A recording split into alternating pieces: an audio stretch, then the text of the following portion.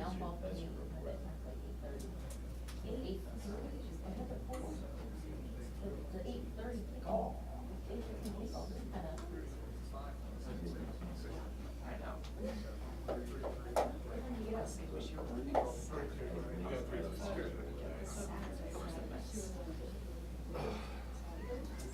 Figure out the height thing.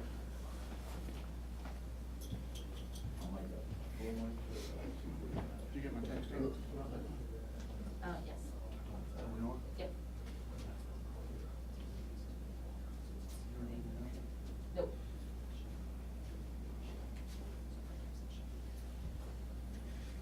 All right, guys and gals, we've been asked to go live at 12 by at least 2 of the outlets. We're going at 12 o'clock Apple time. We'll bring them in a few seconds before, and then we'll get going from there. Remember, please, we are here for a specific subject. If there's something else we'd like to talk about, we'll do that afterwards. The family of the victim is present this morning. They're going to be in here. They have requested at this moment not to talk to the media, but they will be in the audience, just so you know.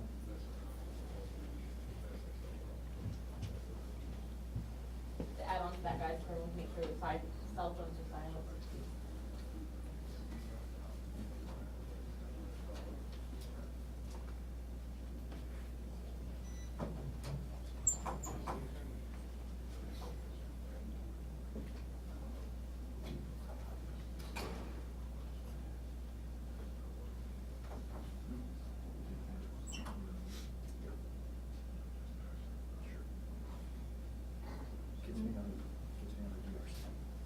Oh, yeah.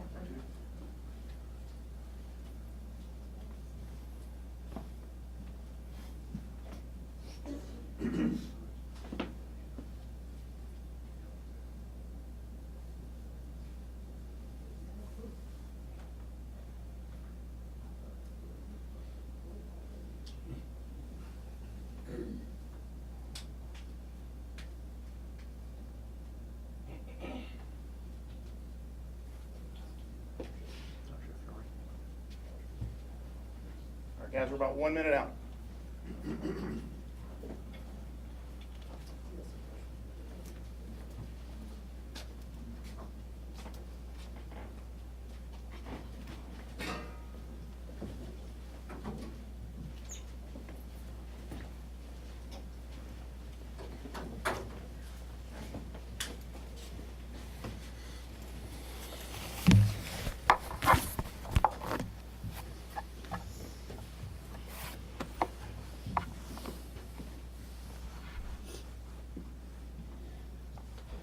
To take us out.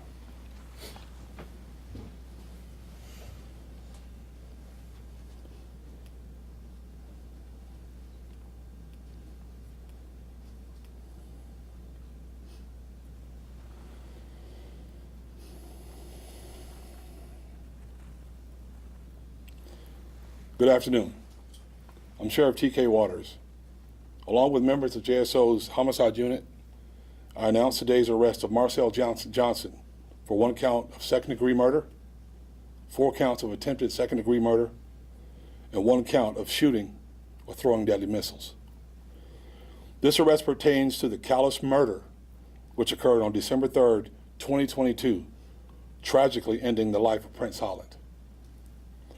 The dedicated detectives standing with me have worked tirelessly, using all available resources to build the case that has culminated in Johnson's arrest. 2 days after this tragic event, I stood on the steps of this building with community and faith leaders by my side to let Jacksonville and its citizens know that even in the depths of our collective grief, we were emboldened to end this senseless violence. With this arrest, we manifest that resolve. This agency and this city will not passively stand by while a subculture that glorifies violence terrorizes our community and kills our children. We will not tolerate or excuse it. With this arrest, our community converts its pain into purpose. When a child dies due to violence, there is no end to the grieving process. But Johnson's arrest marks a shift from unmitigated grief towards accountability.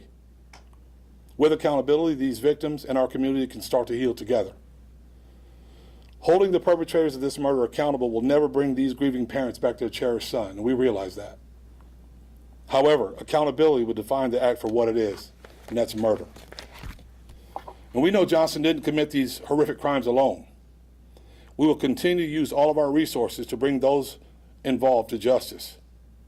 Because there is an ongoing investigation, there's very little that I can share about the facts of this case at this time.